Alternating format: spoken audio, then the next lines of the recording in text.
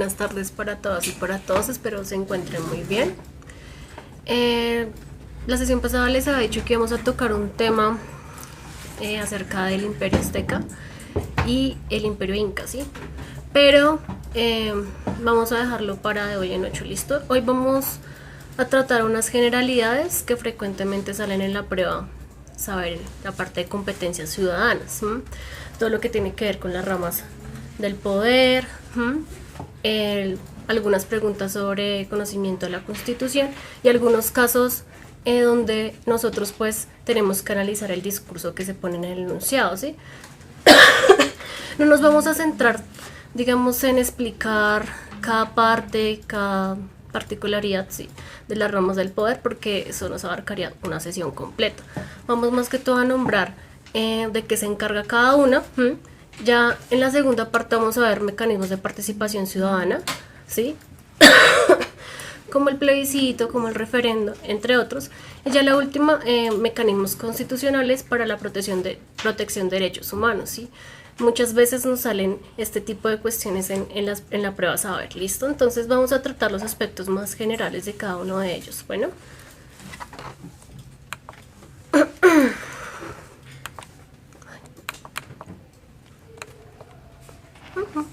Ay, se volvió acá. Listo. Todos en el colegio nos hablan de las ramas del poder público, la rama ejecutiva, la legislativa y la judicial, ¿listo? Normalmente pues en las pruebas salen cositas así mínimas, no nos preguntan sobre cuál es el papel del Consejo Superior de la Judicatura, ¿no? Sino más que todo de qué se encarga cada rama. La rama, vamos a empezar con la rama ejecutiva, ¿sí? En la cabeza de la rama ejecutiva pues vamos a encontrar al presidente, que es el jefe de gobierno y también es el jefe de estado, ¿sí? Vamos a encontrar a sus ministros, que son pues elegidos por él, a los alcaldes, a los gobernadores. Esta rama se encarga de velar por el cumplimiento de los derechos y de los deberes de los ciudadanos, ¿sí? Y también pues por cuidar todas las cuestiones de relaciones internacionales, las relaciones comerciales. ¿Listo? Tenemos acá una de las ramas más importantes, que es la rama legislativa, ¿sí? Esa se encarga pues de regular y de reformar todo el aparato, bueno, de las leyes, ¿sí? De reformar la Constitución, de sacar nuevas leyes, en fin. Esta es una de las ramas más importantes y se configuran, digamos que se divide en dos, en el Senado y en la Cámara. ¿Alguien me puede decir cuál es la diferencia entre Cámara y Senado en cuestión de elección? O sea, cuando uno va a elegir a senador y digamos a los concejales, y ¿cuál es la diferencia entre los dos? ¿Sí? ¿Cómo se elige un senador y cómo se elige, digamos, a una persona que va a estar en la Cámara de Representantes? ¿Alguien sabe? ¿No? Listo. Cuando uno va a votar, ¿sí?, por el senador, o sea, lo hace nacionalmente, ¿sí? Se abre la votación nacionalmente. Tal senador se lanzó, entonces toda la población de Colombia vota por tal senador. Cambio en la Cámara, los que van para Cámara sí es más territorial. Tal persona se lanza para la Cámara de Representantes en Bogotá. Esa es, digamos, la diferencia. ¿Listo? Vamos con la rama judicial. La rama judicial se encarga de administrar la justicia, todo lo penal, todo lo punitivo, de hacer cumplir las normas y pues también de poner ciertas penas. Esta rama, ¿sí?, se divide en todos estos, digamos, estas cortes. Cada una pues tiene su papel. No vamos a hablar de ellas porque pues es extenso, sino es para nombrar más o menos las generalidades. La Corte Constitucional, la Corte Suprema de Justicia, las Cortes de Estado, la Fiscalía General de la Nación y el Consejo Superior de la Judicatura.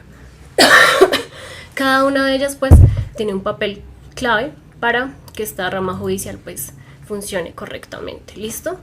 Esto de acá, los organismos autóctonos e independientes, pues digamos que no aparece tanto en las pruebas, en la parte de competencias ciudadanas, pero pues vamos a nombrar, ¿sí? Son organismos que están independientes a estas ramas, como el Consejo Nacional Electoral y el Consejo Nacional de Televisión, ¿sí? Otros organismos de control que se encargan pues de también de lidiar con problemas que se presentan diariamente en la ciudadanía, ¿sí? La Defensoría del Pueblo y los procuradores delegados, ¿listo? Eso es como las generalidades más importantes. Listo, vamos con los mecanismos de participación ciudadana. Ojo, esto sale bastante en las pruebas, ¿listo?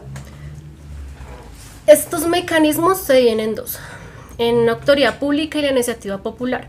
¿Qué es la autoridad pública? Es decir, el mecanismo lo lanza alguna rama del poder. Por ejemplo, vamos a convocar plebiscito. La ciudadanía no lo convoca pues el ejecutivo, ¿sí?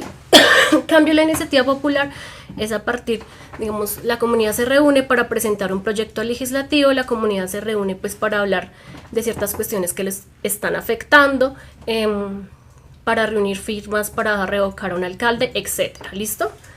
El plebiscito es el primer mecanismo de participación ciudadana y tiene pues, es de autoridad pública, es decir, lo convoca una rama del poder y es el ejecutivo. Entonces el ejecutivo convoca a plebiscito. Ojo, ¿sí? Acá se necesita la postura del ciudadano. ¿Está de acuerdo con tal cosa? Sí o no. Ejemplo claro, pues los acuerdos de paz, ¿listo? Aquí no se mete la rama legislativa ni la rama judicial. Esto lo convoca la rama ejecutiva, ¿listo? El referendo, no se suele confundir a veces plebiscito, referendo. ¿Cuál es la diferencia?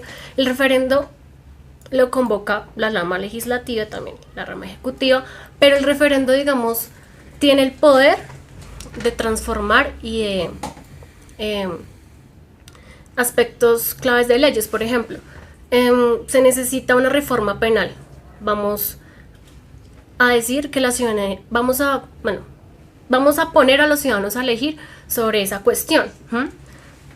Entonces, el ciudadano tiene poder de cambiar esa problemática o, en fin, cambio en el plebiscito, pues simplemente es como más de tener una opinión de la ciudadanía. En el referendo, sí, digamos que él tiene poder de cambio. Ojo, el referendo se hace territorialmente o nacionalmente. El plebiscito se hace solo nacionalmente y el referendo, pues, puede ser en el territorio, en la comunidad afro, y también en el país, ¿listo? El cabildo abierto. El cabildo abierto tiene, digamos, una característica que es una iniciativa popular y es donde se charla los problemas, digamos, más inmediatos que tiene una comunidad determinada. Entonces, la comunidad se reúne y habla y determina ciertas problemáticas y ciertas soluciones a esas problemáticas, ¿sí? Es una reunión pública, ¿sí? Puede ser distrital, municipal o de las juntas locales, ¿sí? Toda la junta local de la localidad es donde se reúne a hablar sobre una problemática que los está afectando y pues digamos que todos tienen esa voz de participación, ¿listo? Hay una pregunta y es ¿cuál es el mejor mecanismo para presentar un proyecto de ley? Ya vamos para ahí.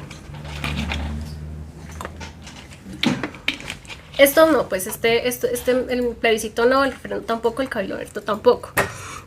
Entonces vamos para ese mecanismo. Vamos, listo. La iniciativa popular, ¿sí? Digamos que es uno de los mecanismos más importantes para presentar proyectos de ley al legislativo, ¿sí? Una comunidad determinada tiene un problema determinado, arma un proyecto y lo presenta, ¿sí? Es muy importante, es un importante mecanismo de participación. Y uno de los mecanismos de participación, digamos, que más se usan. ¿Listo? La revocatoria del mandato, ¿sí? Acá esto es un derecho político que tiene toda la ciudadanía cuando esté inconforme con un mandatario, pero ese mandatario no puede ser presidente, es decir, solo es para alcaldes y gobernadores, o sea, uno no puede hacer una revocatoria del presidente. Solo es un derecho político para revocar alcaldes o gobernadores, ¿sí? No para presidente. Entonces la gente se une, convoca, reúne firmas y presenta su propuesta, ¿sí? Para revocar el mandato. La consulta popular. Esto es muy importante, un mecanismo de participación muy importante porque es el poder que tiene la población de elegir sobre ciertas problemáticas que se presentan en su territorio. Uno de los ejemplos más comunes es lo que pasa en sitios donde se quiere explotar el suelo, el subsuelo, ¿sí? Pero la gente no está de acuerdo, ¿sí? Pues porque les daña su actividad agrícola, ¿sí? En fin, entonces la consulta popular lo que hace es decirle a la población: usted está de acuerdo con este proyecto, usted no está de acuerdo con este proyecto, entonces la población elige, ¿sí? Y pues muchas veces la consulta popular puede que la población dijo no a la minería, pero en 2 años puede que la empresa por ahí esté rondando otra vez y no se cumpla muy bien o no se respete, digamos, la decisión del pueblo. Pero también es un mecanismo de participación muy importante. Vamos con los mecanismos constitucionales de protección de derechos humanos. No, diferentes: protección de derechos humanos y los otros de participación ciudadana. El habeas data, el habeas corpus y el derecho de petición. Los 3 primeros, ¿listo? El habeas data. Casi no sale, pero pues lo vamos a explicar rápidamente. En términos sencillos, usted como ciudadano tiene derecho a exigirle a una entidad bancaria o a una entidad que tenga sus datos a corregirlos o a eliminarlos de la base de datos, ¿sí? Si el banco o la entidad se niega, usted pues pone un derecho de habeas data. El otro es el habeas corpus. Esto pasa mucho a las personas que son encarceladas injustamente, que lo culpabilizaron de algo, pero pues esa persona no es culpable. Esa persona desarrolla una serie pues de demandas por medio del habeas corpus para decir: yo estoy encerrado injustamente y pagué una pena injustamente, ¿sí? El derecho de petición, ¿sí? El derecho de petición es un documento que hace un ciudadano cuando necesita exigir a una entidad pública determinadas cuestiones que no se le cumplieron, ¿sí? Funcionarios públicos que digamos su salario no se le pagó cuando fue, renunció y no se le pagó lo que debía pagarse, ¿sí? Es esencial para cuando, digamos, violan ciertos derechos como ciudadano, digamos, en instituciones públicas, o cuando usted ejerce un trabajo y no cumplen las leyes, en fin, digamos que es general. La acción de tutela, ojo, la acción de tutela es uno de los mecanismos, ¿sí?, más importantes, y usted la interpone cuando se está violando un derecho fundamental, esencial para la vida: el derecho a la educación, el derecho a la salud, ¿sí? En fin, por ejemplo, si usted está en un colegio y le están negando la educación por ser homosexual, usted puede interponer una acción de tutela. Si en la EPS donde usted está, si le niegan medicamentos, le niegan tratamientos, usted pone una acción de tutela. Cierto presidente por allí quería eliminar esto, ¿sí?, pero esto es uno de los mecanismos para exigir, digamos, ese cumplimiento de derechos. Es muy importante, bueno, para que la tengan en cuenta. Las acciones populares, ¿sí? La comunidad se reúne para decidir y definir sobre una problemática particular, ¿sí? Puede ser un grupo de personas que están en contra de que, no sé, consuman sustancias psicoactivas en los parques, porque pues primero hay inseguridad, segundo pues hay un ambiente poco propicio para el desarrollo de su vida de los niños, y en fin. Entonces esta población se reúne y pasa una queja y, digamos, esa es una acción popular. Hay acciones populares de todos los tipos, la puede presentar cualquier clase social. ¿Listo? Entonces ahora vamos con unos ejercicios para poner pues en práctica estas generalidades. El primero: la acción de tutela es un mecanismo que busca la protección inmediata de los derechos fundamentales de los ciudadanos. Por tanto, esta se puede presentar ante un juez cuando: ojo, A. Se vulnera el derecho a la salud porque está en riesgo la vida de la persona. B. Alguien es expulsado de una agremiación a pesar de estar al día en sus pagos. C. Buscar proteger un derecho colectivo de construir juntas de acción comunal. D. Se legisla sobre el derecho a la vida y el acceso a un trabajo digno para las personas.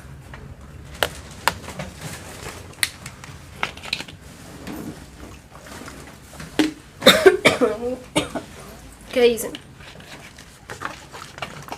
Me dicen que la opción A. Sí, es la A. La acción de tutela, digamos que vamos a comenzar a descartar. Uno podría decir, ay, el trabajo es uno de los derechos fundamentales de las personas. Pero acá cuando dicen se legisla sobre el derecho a la vida y el acceso a un trabajo, la tutela no, digamos, no es un mecanismo para legislar, ¿listo? Entonces la descartamos.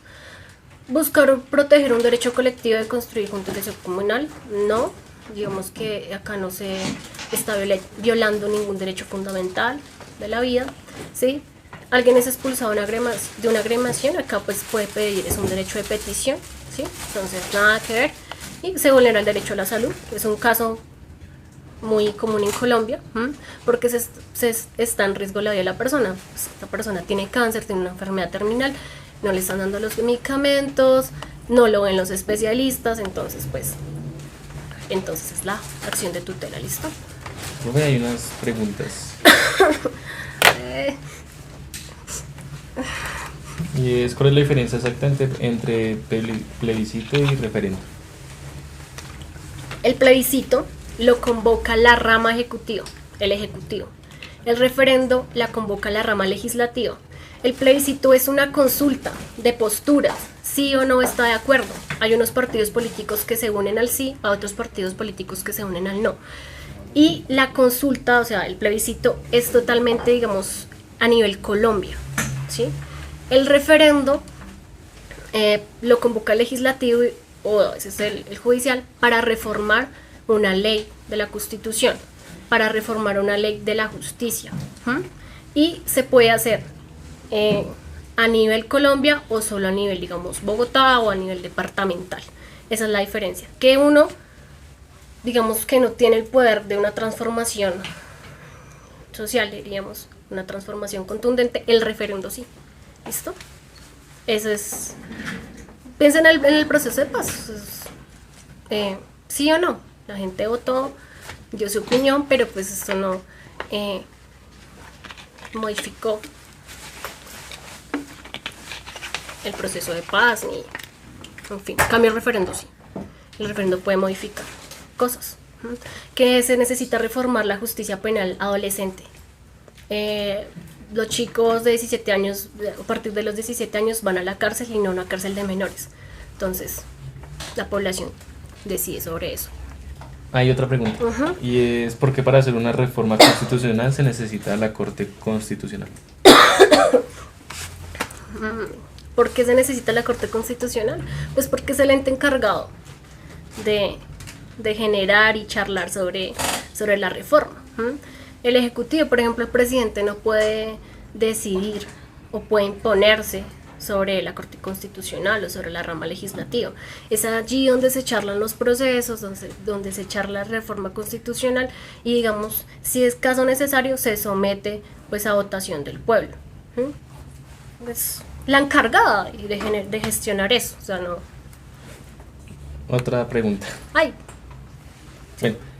¿Cuál es el mecanismo para revocar a un presidente? Un golpe de Estado. Digamos que no hay un mecanismo fijo para revocar a un presidente. La Constitución no lo hay. O si lo hay, digamos que no lo conozco muy bien. Pero digamos que dentro de los mecanismos de participación ciudadana se puede revocar un mandato, pero solo de gobernadores y alcaldes, no del presidente. ¿Listo? En los mecanismos de participación ciudadana, porque estamos viendo mecanismos de participación ciudadana, tocaría revisar, echarle una ojeada a la Constitución, ¿sí? A ver qué aparece sobre eso. Pero en los mecanismos de participación ciudadana no hay ninguno para revocar a un presidente. Vamos con el otro ejercicio. La entrada a un museo de la ciudad no tiene el mismo valor para todos los ciudadanos, pues para los menores de edad hay una reducción de la tarifa a la mitad. La diferencia en la tarifa es A, injusta porque el museo invierte la misma cantidad de recursos en prestarles un buen servicio a todos. B, justa porque los menores de edad generalmente no cuentan con recursos económicos propios y su acceso a la cultura debe promoverse. C, porque únicamente debe promoverse el acceso a la cultura de las personas que se encuentran en edad de aprender. Y D, injusta porque al haber tarifas reducidas, el museo recibe menos ingresos de los que recibiría si todos pagaran la tarifa completa. ¿Cuál de las opciones creen que es la que más se acerca? Bueno, entonces vamos descartando de una vez. La A, injusta porque el museo invierte la misma cantidad de recursos en prestarle un buen servicio a todos. Esa afirmación no tiene nada que ver con lo que lo que está planteando un enunciado, o sea, ok, fuera de contexto. Entonces la echamos de una vez. La C, justo porque únicamente debe promoverse el acceso a la cultura a las personas que se encuentran a aprender. Acá hay un prejuicio, ¿sí? O sea, las personas menores de edad son las únicas que están en edad de aprender. O sea, una persona mayor de 30 años ya no puede aprender, entonces nada que ver. Injusta porque al haber tarifas reducidas el museo recibe menos ingresos, tampoco. O sea, que están preguntando es por los menores de edad, no por los ingresos del museo ni nada que ver. Entonces si es la B, ¿sí? Entonces vamos a sustentarla. ¿Por qué? Esto es el Código de Infancia y Adolescencia, ¿listo? Derecho a la recreación, participación en la vida cultural y en las artes. Los niños, las niñas y los adolescentes tienen derecho al descanso, esparcimiento, al juego y demás actividades recreativas propias de su ciclo vital y a participar en la vida cultural y en las artes. Igualmente tienen derecho a que se les reconozca, respete y fomente el conocimiento y a la vivencia de la cultura a la que pertenecen. Esta es la más justa, o sea, muchos menores de edad no cuentan con ingresos y pues por eso, para que puedan acceder a la cultura, al museo, a aprender, pues se rebajan las tarifas. ¿Listo? Ejercicio 2. El Estado y la Iglesia deben estar separados. ¿Cuál de los siguientes enunciados es coherente con la afirmación anterior? A. El único matrimonio válido frente al Estado es el matrimonio por la Iglesia Católica. B. El diezmo será descontado automáticamente del salario de los empleados públicos. C. Los estudiantes de colegios públicos no están obligados a asistir a clases de religión. Y D. La fe del bautismo es el único documento que equivale al registro civil de los ciudadanos. Me han dicho que la C y solo una, bueno, también la A. ¿Ya? Tengamos en cuenta esta afirmación: el Estado y la Iglesia deben estar separados, ¿sí?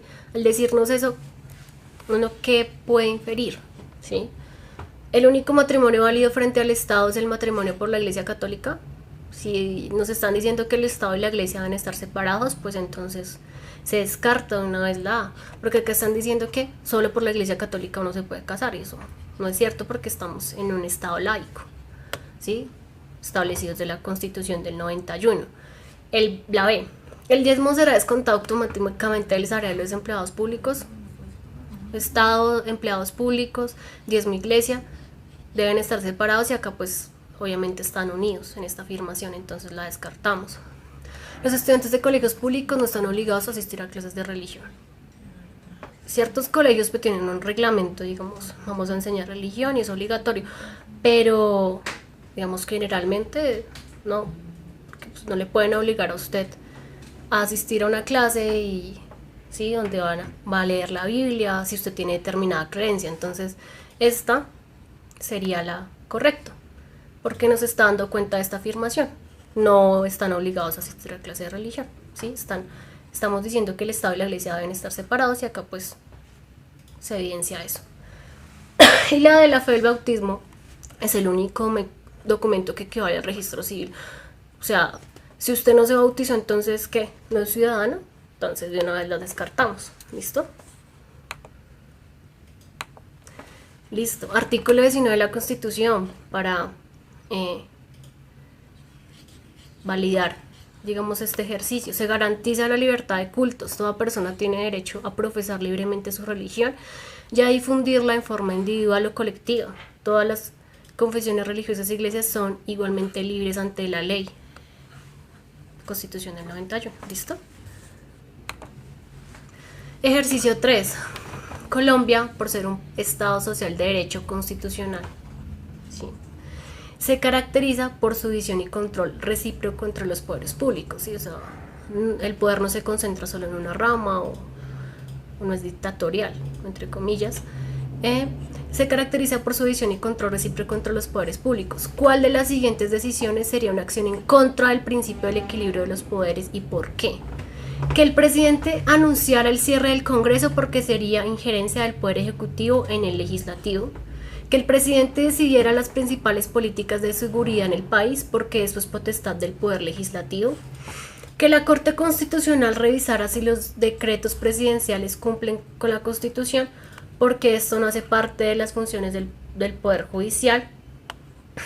Que el Congreso de la República discutiera y aprobara leyes sobre el sistema educativo del país, pues esto no hace parte de las funciones del Poder Legislativo. ¿Cuál creen que es la correcta? Hay unas preguntas que surgieron del anterior, del ejercicio anterior. Y es un ejemplo de referendo, podría ser lo de los 7 veces sí. No. Digamos, no tengo ahorita la memoria de decir un ejemplo de referendo. Pero, por ejemplo, quieren dividir Antioquia en 2 partes. Consultan a la población sobre ello. Eso es un referendo. ¿Sí? O sea, ¿vamos a hacerlo o no vamos a hacerlo? ¿Sí? Lo otro es más una consulta para tener una posición de la persona, si está en contra o a favor de algo. En esta, ¿cuál creen que es la correcta? Está fácil. La opción A. Sí. Nos están preguntando qué desequilibraría, ¿sí?, las ramas del poder público. La A, que el presidente anunciará el cierre del Congreso. El presidente no puede anunciar el cierre del Congreso porque él está en el Ejecutivo, no tiene, digamos, no se encarga de eso, no podría ponerse por encima de la rama legislativa. Entonces, esto desequilibraría pues todo el Estado social de derecho constitucional. ¿Listo? Que el presidente decidiera las principales políticas de seguridad, sí, pues con sus ministros y todo su personal lo pueden hacer, entonces esto es correcto. La Corte Constitucional revisará si los decretos presidenciales cumplen la Constitución. A veces la Corte Constitucional sí lo hace, pero digamos que no está violando con el Estado social de derecho. Que el Congreso de la República discutiera y aprobará leyes sobre el sistema educativo del país, pues lo hace, entonces no hay ningún problema. El lío está cuando un poder se pone por encima del otro. Se destruiría completamente la horizontalidad y llegaríamos a una verticalidad. ¿Listo? Hay otra pregunta, y es ¿qué es un estado laico? Vamos a ponerlo en la Constitución del 91. Se dice que el Estado tiene que estar separado de la Iglesia. ¿Sí? O sea, la Iglesia no tiene que interferir en ningún asunto estatal. Un Estado laico es donde la persona tenga la libertad de profesar un culto, sea cual sea. No, que yo quiero profesar la religión católica, bien. Si usted quiere ser ateo, también.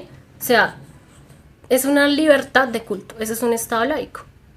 ¿Sí? Y la Iglesia católica no interfiere en nada en el Estado. Y eso se planteó en la Constitución de 1991. La Iglesia no interfería en nada. ¿Listo? Se separó eso, Estado e Iglesia para afuera. Y las personas pues pueden profesar libremente su creencia religiosa. ¿Listo? Cuarto, durante la época de lluvias, en muchas zonas rurales de Colombia se inundan las escuelas y se interrumpen los caminos para llegar a estas. ¿Cuál de las siguientes soluciones vulnera, ojo, nos están preguntando, vulnera el derecho a la educación? A. Organizar esquemas de transporte para que los estudiantes vayan a clase en las escuelas no afectadas por las inundaciones. Ajustar el calendario para incluir los sábados como día escolar y que no haya clases en las épocas de inundación. C. Dar una parte de las clases a través de tutores a domicilio para reducir los días en que los niños tienen que asistir presencialmente al colegio. Y D, trasladar a los niños a las escuelas no inundadas 2 veces por semana y reducir el número de horas de clase. Ojo con esa pregunta. Pueden ser 2, pero hay una que se aproxima más. ¿Cuál creen que es la correcta? Bueno, profe, dicen que la D. No dicen nada más. ¿Otra opción de pronto? La B. Sí, esa es la D.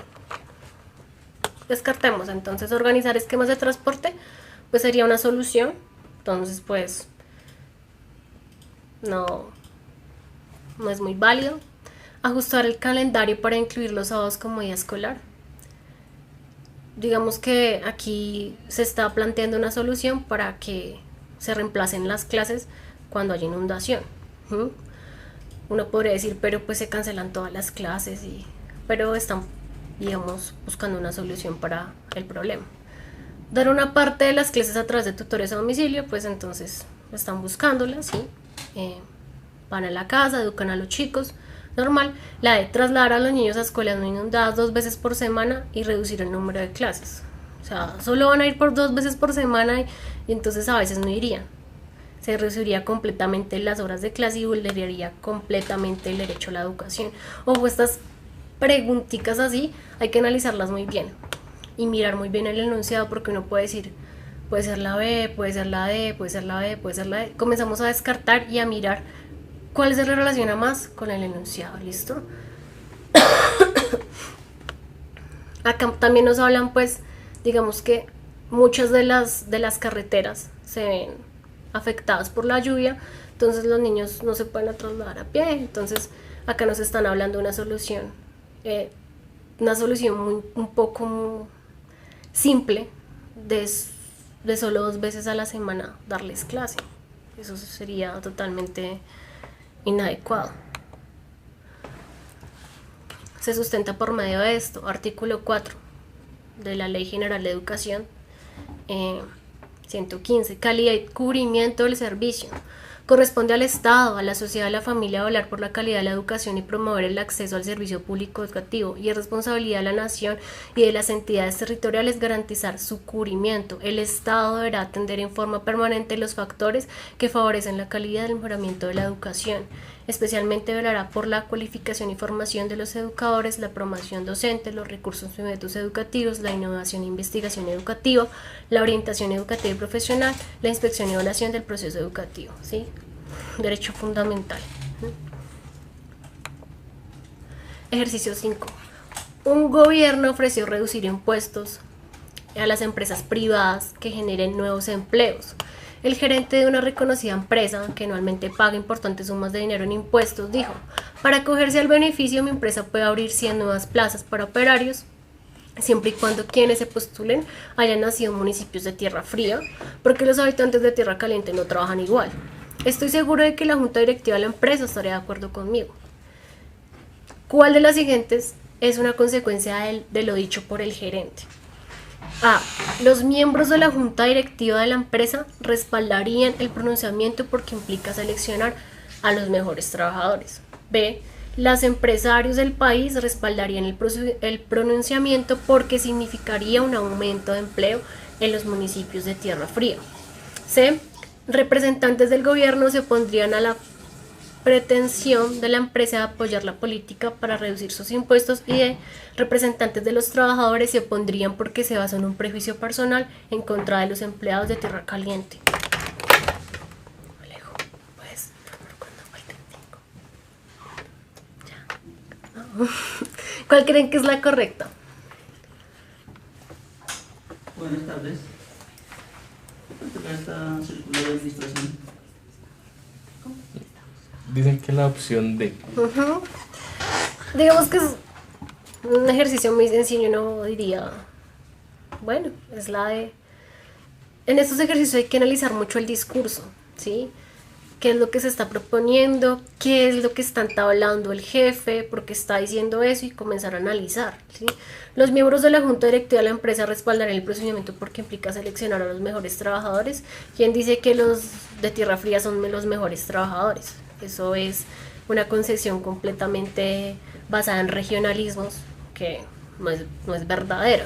Los empresarios del país respaldarían el pronunciamiento porque significaría un aumento de empleo en los municipios de Tierra Fría. Sí aumentaría el empleo en los municipios de Tierra Fría, pero estaría negando, digamos, los derechos de los trabajadores que viven en zonas cálidas. Representantes del gobierno se opondrían a la pretensión de la empresa de aprovechar la política para reducir sus impuestos.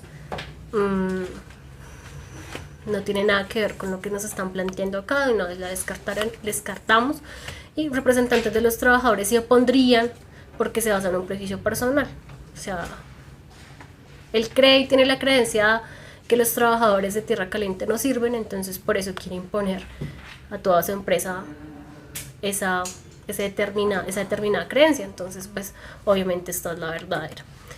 Ojo, estas preguntas así, competencias ciudadanas, tiene un poquito de conocimiento histórico, de conocimiento de datos, conocimiento geográfico, pero también de casos donde los chicos analizan, las chicas y los chicos tienen que analizar discursos, ¿sí? Y conocer más o menos de la Constitución para poder resolver la pregunta. Listo.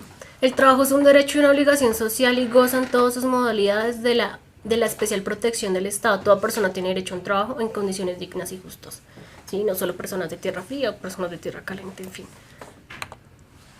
Ejercicio 6. Un estudio reveló que el 30% de las mujeres en Colombia son víctimas de violencia física. A partir de este estudio, varias organizaciones feministas solicitaron el endurecimiento de las penas para las personas que ejercían violencia contra las mujeres. Ante esta petición, el funcionario del gobierno señaló que el estudio no era confiable, porque no consideraba los distintos contextos de estas agresiones y que era muy importante tener en cuenta la justificación de los hechos. Según la información presentada, la afirmación del funcionario podría tener como consecuencia que a. Se cuestione la idoneidad de los investigadores que realizaron el estudio. B. Se entienda la necesidad de contar con estrategias efectivas para prevenir la violencia contra las mujeres. C. Se reconozca la gravedad de los actos de violencia en contra de las mujeres. Se minimice la responsabilidad de los victimarios en caso de violencia en contra de las mujeres. ¿Cuál creen que es la correcta? Dicen que la D. Todos hasta ahora.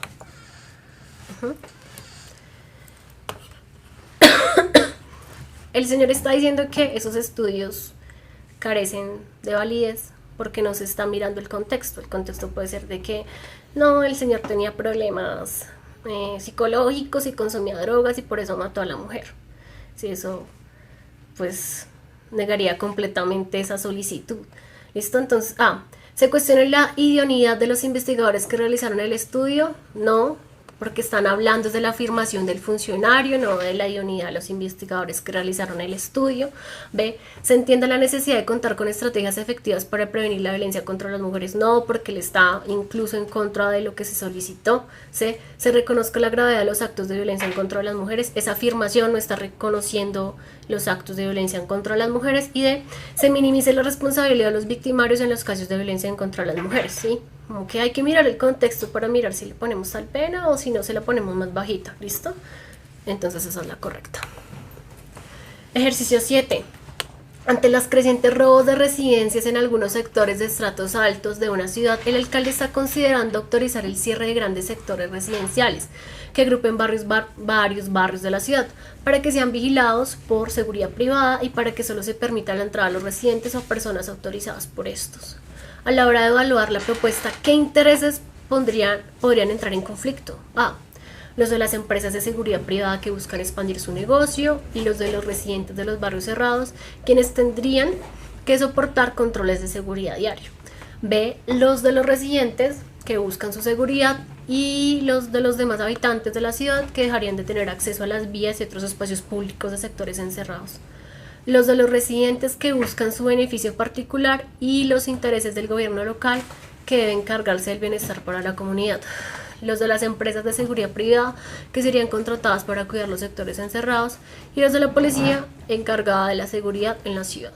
¿Cuál creen que es la correcta? No, sería la B.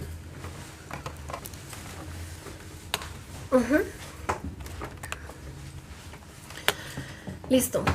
Aquí en estos casos uno tiene que poner como su parte más humana y yo qué haría, ¿sí? ¿Qué nos están diciendo? ¿Qué se puede inferir de lo que nos están diciendo? Acá nos están diciendo privatización de espacio público. Yo no diría privatización de espacio público. El espacio público es un derecho de los ciudadanos, ¿listo? Entonces, al privatizar, pues lo están vulnerando. Entonces, pensemos en ese caso. Listo. Los de las empresas de seguridad privada que buscan expandir su negocio y los de los residentes de los barrios cerrados, quienes tendrían que soportar. Ellos están pidiendo la seguridad, entonces no creo que se molestarían por eso, porque ellos la están solicitando. Los de los residentes que buscan su seguridad y los de los demás habitantes de la ciudad que dejarían de tener acceso a las vías, o sea, están diciendo no cierren solo mi conjunto, sino todas las vías alrededor de mi conjunto. Entonces las personas que normalmente se movilizan por ese espacio, ¿qué? Pues no lo podrán hacer, entonces está la correcta. Los residentes que buscan su beneficio particular y los intereses del gobierno local, no, acá no se nos menciona el gobierno local. Acá si les montan un esquema de seguridad y cierran, digamos, el espacio, no interferiría con su beneficio particular. ¿Listo? Los de las empresas de seguridad privada que serían contratados para cuidar los sectores encerrados, pues mejor porque se agranda el negocio de la seguridad privada y la policía encargada de la seguridad en la ciudad. O sea, los vigilantes se encargan de una cosa y la policía se encarga de otra, entonces no van a chocar policía y vigilancia, ¿sí? Entonces es la B. Se sustenta a partir del artículo 82 de la Constitución Política. Es deber del Estado velar por la protección de la integridad del espacio público y por su destinación al uso común, el cual prevalece sobre el interés particular. Las entidades públicas participarán en la plusvalía que genere su acción urbanística y regularán la utilización del suelo y el espacio aéreo urbano en defensa del interés común, cosa que pues no se cumple. ¿Listo? Ya. ¿Alcanzó a hacer otro más? ¿O no? La última. Sí. ¿Sí? Listo, vamos con el último ejercicio. Suponga que en el país se discute la conveniencia de reformar la Constitución para permitir la pena de muerte. De acuerdo con la Constitución Política de Colombia, ¿podrían los ciudadanos acudir a un mecanismo de participación directa para pronunciarse sobre el tema? No, los asuntos penales son competencia exclusiva de la rama judicial. No, la decisión debe ser tomada por el presidente. C, sí a través de un referendo constitucional, sí a través de un plebiscito convocado por el presidente. ¿Cuál creen que sea la correcta? Bueno, para esta van por la C. Sí, pues, cuando se trata de reformas, o sea, se le tiene que avisar al pueblo, ¿sí? Lo hacen por medio de un referendo. El plebiscito solo consulta una postura, entonces no puede ser el plebiscito. El presidente no puede tomar una decisión sobre esto porque sería muy dictatorial. Y entonces es el referendo, es la convocatoria que se hace al pueblo para que apruebe o rechace un proyecto, una norma jurídica, o derogue o no una norma ya vigente. ¿Listo? Entonces es la C.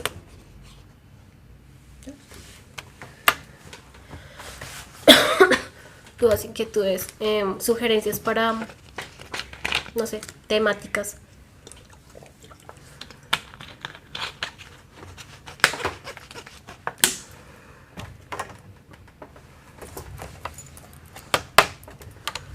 Bueno, hay una pregunta. Y es, si el acuerdo de paz antes iba a ser decidido por un referendo, entonces esta se hubiera considerado como una ley. No. El acuerdo de paz hemos convocado encerrados sectores, digamos, caso el gobierno y la mesa de las FARC. Digamos que en los acuerdos de La Habana, por poner un ejemplo, se estipulaba muchos cambios en las leyes. Ahí sí habría que convocar un referendo, pero como han tumbado el proceso de paz, pues digamos que no se podría convocar a referendo. ¿Para qué? ¿Sí? Pero el proceso de paz no lo veamos como una cuestión que iba a cambiar la Constitución o que iba a modificar una cantidad de cosas, ¿no? Sino un proceso para darle fin a un conflicto, ¿sí? En este caso, el que estaba, digamos, de la mano con la guerrilla de las FARC. Pero no tendría nada que ver con una reforma constitucional ni con este tipo de cosas. Digamos que si se hubiese implementado los acuerdos, en los acuerdos de La Habana se estipulan muchas reformas, ¿sí? Ahí sí se tendría que convocar varias veces a referendos, por ejemplo el tema de la reforma agraria, varias cuestiones de la reforma penal, pero que como no se han realizado, no se han cumplido, pues entonces no está la necesidad de convocar a referendo. ¿Listo? Espero estén bien y no. La otra clase me sugieren temitas de pronto que quieran trabajar. Y la otra clase sigamos con el tema de la civilización azteca e Inca. ¿Listo? Chao, que estén bien.